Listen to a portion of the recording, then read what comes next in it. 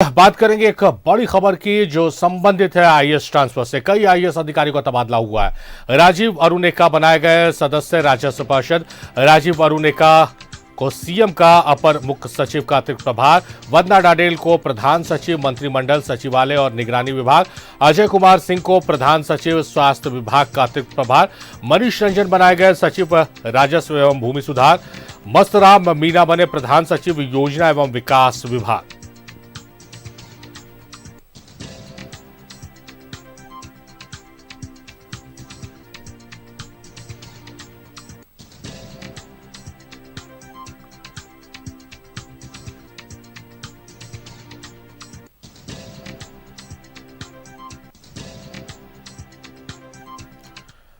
एक और बड़ी खबर की बात करते हैं। साइबर अपराधियों को पकड़ने के दौरान बराकर नदी में पुलिसकर्मी ने लगाई छलांग। नदी में डूबा पुलिसकर्मी, पुलिस कर रही जवान की तलाश।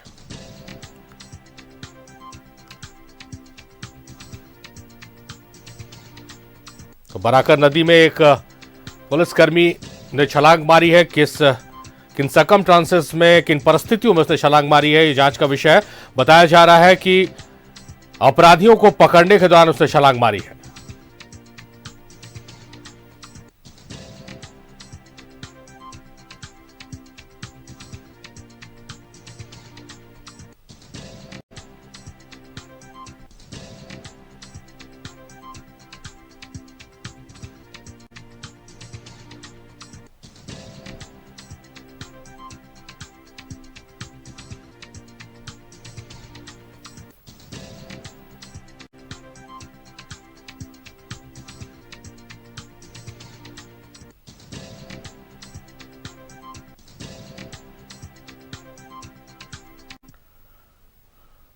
धनबाद में आयकर विभाग की छापेमारी। दीपक पोद्दार के आवास से 1 करोड़ से ज्यादा कैश बरामद। आईटी की छापेमारी के दूसरे दिन मिला कैश।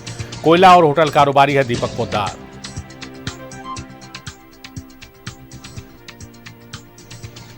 छापेमारी लगातार जारी है। आज दूसरा दिन है छापेमारी का।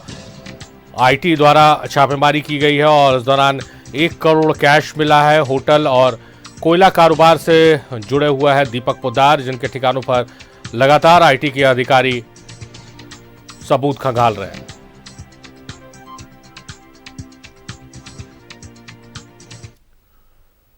कोलांचल धनबाद में लगातार दूसरे दिन आईटी की छापेमारी चली। सूत्रों की माने तो छापेमारी के दौरान धनबाद में अब तक 3 करोड़ से ज्यादा कैश मिल चुके हैं।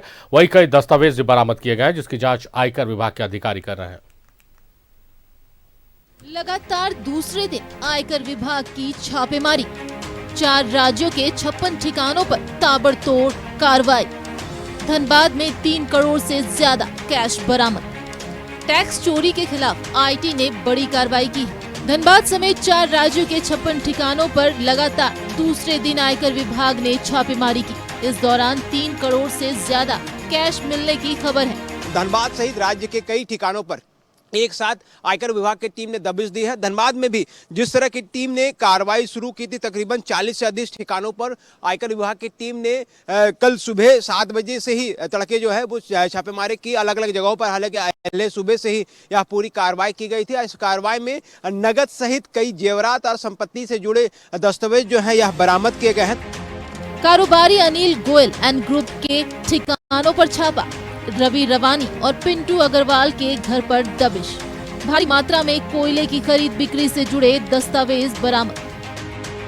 कोयला कारोबारी अनिल गोयल के अलावा दीपक पोद्दार और सुरेश चौधरी, मनु सिंह के ठिकानों पर आईटी ने छापेमारी की। बुधवार से ही आईटी का पूरी तरह से छापा पड़ा हुआ है और ये बताया जाए कि दीपक पोद्दार का जो है मां कल्याणी उद्योग जीएल गोरा में जो गोविंद में पड़ता है, यहाँ लगातार जो है छापेमारी यहाँ भी चल रही है और इसके अंदर जो है कोयले का कारोबार होता है।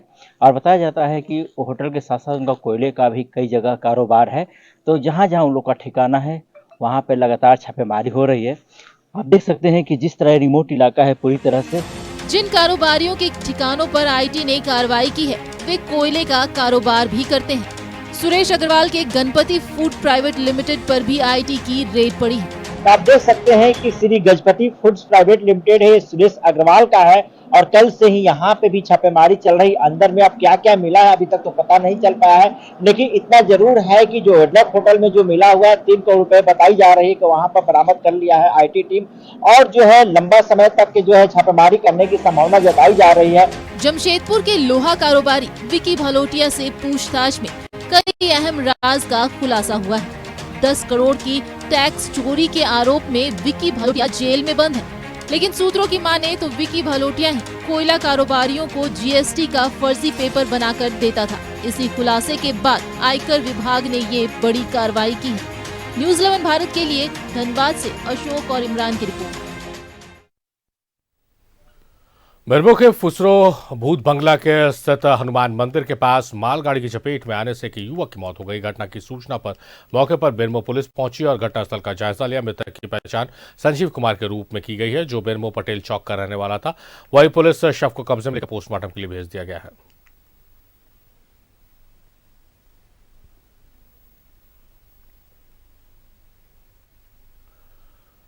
बेरमो विधायक कुमार जयमंगल सिंह के काफिले को राजू के जनप्रतिनिधि और ग्रामीणों ने बेरमो जाने के दौरान रोक दिया, जिसका बाद ग्रामीणों ने राजू की समस्याओं से अवगत कराया। इसके साथ ही उत्क्रमित उच्च विद्यालय राजू की समस्याओं को लेकर उन्हें ज्ञापन सौंपा, जिसके बाद विधायक ने ग्रामीणों को 1 सप्ताह के भीतर राजू विद्यालय के नवनिर्मित भवन और स्कूल परिसर का कायाकल्प करने का आश्वासन दिया।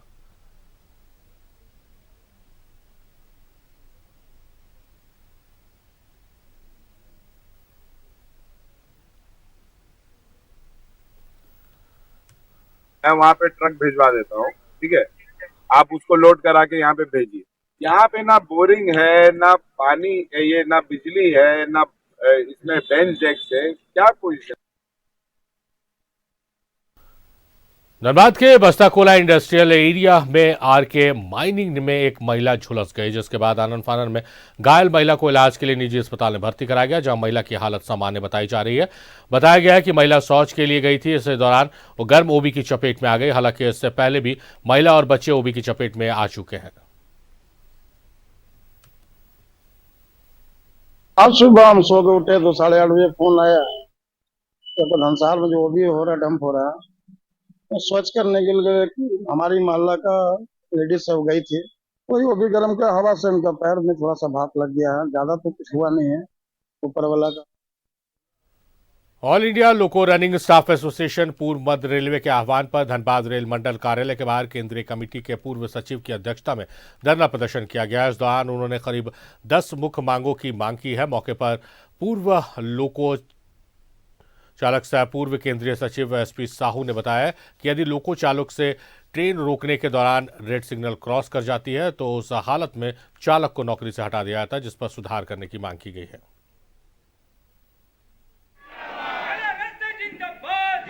किसी ड्राइवर जब सिग्नल को लाल अवस्था में पास कर जाता है किसी भूलवश, तो सीधे उसे नौकरी से बर्खास्त कर दिया जाता है। हम लोग का मांग है कि उसे नौकरी से बर्खास्त नहीं किया जाए, क्योंकि उसका बाल बच्चा, फैमिली, परिवार उसी नौकरी पर डिपेंड है और वो कोई जानबूझ के नहीं करता है। वो इतनी लंबी गाड़ी है जिसका ब्रेकिंग डिस्टेंस लगभग 1 से 1.5 किलोमीटर का ब्रेकिंग डिस्टेंस होता है ट्रेन का, और एक भूल ये होती है कि वो ब्रेकिंग डिस्टेंस का सही अनुमान नहीं लगा पाता है कि कहाँ से हमें ब्रेकिंग एक्चुअल करना चाहिए, और वो जब ब्रेकिंग करता है लेकिन गाड़ी जो है पार होकर के खड़ी हो जाती है। ये कोई छोटा मोटा गाड़ी मोटर व्हीकल की तरह नहीं है कि वो ब्रेक किया और 10 मीटर पर रुक गई गाड़ी। 22 जनवरी को अयोध्या में राम मंदिर का प्राण प्रतिष्ठा होना है। इसको लेकर देश भर में राम भक्ति गली मोहल्ले के मंदिरों को सजाने की तैयारी में लग गया है। इस क्रम में गिरिडीह की बीजेपी नेत्री शालिनी अलग तरीके से 22 जनवरी की तैयारी में जुटी है। वे अपने आवास पर दिन रात हजारों दिए के पैकेट को तैयार करने में जुटी हुई है। उन्होंने बताया कि 22 जनवरी तो दीपावली मनाई जाएगी, हर कोई दीप जलाकर भगवान का पूजन वंदना स्वागत करेगा। उन्होंने कहा है कि ऐसे लोग जो आर्थिक रूप से कमजोर हैं, उन लोगों के बीच दिए के पैकेट का वितरण करने की कोशिश की जा रही है। बहुत सौभाग्य का दिन है कि हमारे प्रभु श्री राम अयोध्या में राम मंदिर में अपने कक्ष में विराजमान होंगे। तो हर भारतीय के लिए ये एक गौरव का दिन है। तो वैसे जो लोग हैं जो दीपक जलाने में असमर्थ हो या जिन्हें आर्थिक सहायता की जरूरत हो, तो उन लोगों को ध्यान में रखकर तो हमने रामलला दीपोत्सव किट हम बना रहे हैं मिलकर। लगभग जितनी हमारी सामर्थ्य है हम अपने सामर्थ्य से बढ़ चढ़ कर करने का प्रयास कर रहे हैं, ताकि वैसे जो घर हैं जिसमें कि दीप रोशन नहीं हो सकते वो भी दिए जलाने में असमर्थ हो प्रभु श्री राम के आगमन के शुभ अवसर पर। मेरे साथ फिलहाल इस बुलेटिन में इतना ही। देखते हैं न्यूज़ ऑन भारत।